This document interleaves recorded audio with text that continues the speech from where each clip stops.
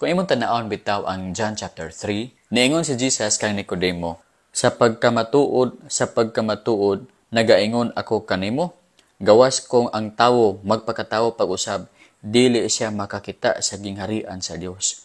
Mataw pag-usab, meaning magkabaton siya bag-ong kinabuhi, bag-ong nga life. Unsa nga life? Eternal life. Karon unsahay buhaton para nga ang tawo mataw pag-usab? Dapat siya makabaton og new life or eternal life.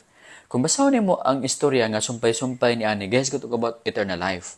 Tanaw gani sa verse 16, kay gihigugma sa Dios ang kalibutan sa pagkaagi nga gihatag niya ang iyang anak nga bugtong, aron nga ang tanan nga motuo kaniya dili mawala, kundi mahay kinabuhi nga walay katapusan.